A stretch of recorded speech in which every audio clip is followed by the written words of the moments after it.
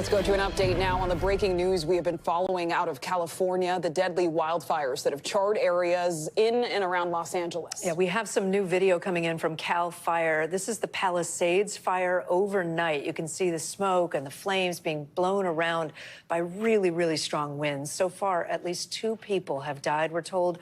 That's in the Eaton fire, which started just outside of Pasadena. That fire alone has burned more than 10,000 acres. And as that rages on all day, we have been hearing harrowing stories of people rushing to get to safety. But we've also heard about some of the local citizens who have stayed in the fire zone in an attempt to help. One of those people, Steve Guttenberg. Yes, that Steve Guttenberg. You've probably seen a film with Steve in it. He's been in Police Academy, the whole series, Cocoon, 3 Men and a Baby. He joins us now. Steve, I know you're driving. Please keep your eyes on the road and don't look at the camera at all with us. Yeah, we do want you to stay safe. First off, you know, situations like this can really activate fight or flight. What made you choose to stay and fight for yourself and your neighbors? Well, it's important. Thank you for putting me on your platform. I just want to tell people that when there is a crisis and you abandon your car in the middle of the street, leave the key in it so people like myself can move those cars to the side of the road and let fire vehicles and emergency vehicles up there. The second thing I want to say is if you're able-bodied, help people in wheelchairs, small children, mothers that have anxiety and are in panic attacks. It's really important to help people that need your help if you're able-bodied. And at the same time, when all this is over and we go back to normal life, let's try to keep this empathy. Let's try to keep this kindness and this thoughtfulness. This is a time that we've got to band together, that we're not one street or one town or one city. We're one community, and that's where we are. And it's funny, no matter what house you live in or what car you drive or how much money you have, at the end of the story, you're just wheeling a small suitcase behind yourself and trying to save all your important documents and things like that. And then you're looking for a place to evacuate. Yeah. It's a time that this is the worst fire I've ever seen in my life, and it's terrible. The sky at 1 o'clock in the afternoon is dark. It looks like evening at 1 o'clock in the afternoon. Yeah, and Steve, I know you were in the Pacific Palisades area. I'm not sure exactly where you live, but you were talking about neighbors and friends who you were trying desperately to help. This is yesterday. This is 24 hours ago. Paint a picture for those who don't know what you've been through in the last 24 hours. Well, at 9 a.m., I was in town and everything was fine. And at 9:45 in the morning, there was a plume of smoke that was as large as anything that you've ever seen. It reminded me of something like 9/11. I got on Sunset Boulevard. It was packed. I was trying to get back to my house. I couldn't get there. And before I knew it, there was a 2-mile line of cars. And the fires were raging on both sides of Palisades Drive. And they were like small little dots of fire that because of the winds, and these winds are the hardest winds I've ever seen since I was in South Africa, and they have these winds called devil winds. They were screaming, these winds, and they were hot winds, and they just these flames just started growing and growing because of the winds.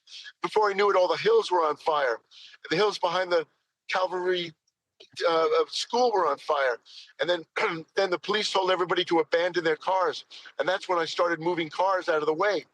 And before you knew it, parents were looking for their children and people were coming down in wheelchairs. And this one man, he just sticks in my mind. He had no footrests and he was dragging his feet on the floor while he was in his wheelchair. And I told his aide, the only way we get him out of here is we got to pop a wheelie with this wheelchair.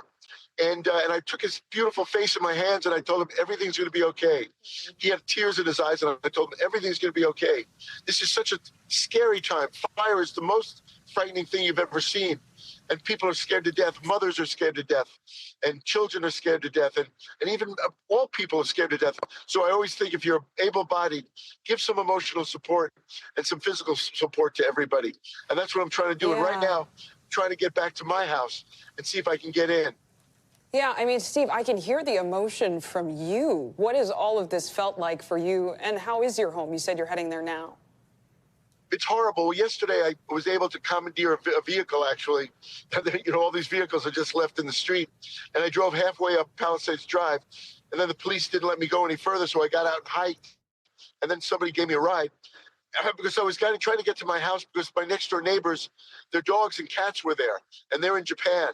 So I got up there, and they were shaking, and they were so scared, and I held them tight, and I fed them, and and I was able to help them a little bit. And then it was like a zombie land. It was a ghost town.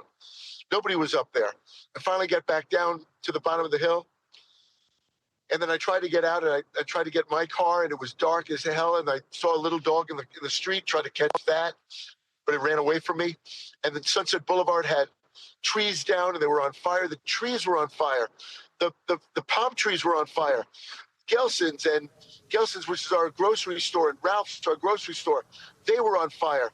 The Palisades Theater was on fire. Wow. Yeah. Everything on Temescal Canyon was on fire. Mainstays. It was all the houses were on fire. Trees were on fire. It was unbelievable. Yeah, and we have a national audience who may not realize Pacific Palisades is a beautiful, beautiful place, a town between the Pacific Ocean and the foothills of the mountains, right? It's just so much devastation, it's hard to process. Do you know if your home is okay? You're going there now. Do you know what to expect? I don't know. I'm trying to get up there. I've tried several different ways to get up there. And now I've got to park someplace and then go there on foot. But I'm hoping that it's okay. Someone did fly by with a private plane and take pictures. So I'm sure hoping that my house is okay. And Steve, you said you've never seen a fire like this in Southern California before. What do you want people around the country to know about what you're experiencing and your neighbors?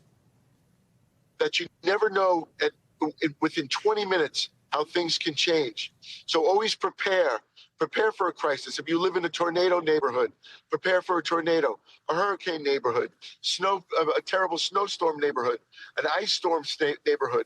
Always prepare. Prepare, prepare, prepare. And if you never use it, great.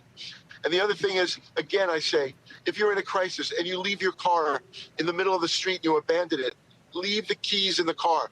There were 20 or 30 Teslas. Yeah. And I don't know how to start a Tesla. And I didn't know how to, I suggested, and so did other people, to the fire department, get a bulldozer. And they actually did. They got a bulldozer and they bulldozed all these cars. Yeah, we've seen that just to get the fire trucks able to get in the neighborhood. Steve Guttenberg, we're going to let you go. Please stay safe.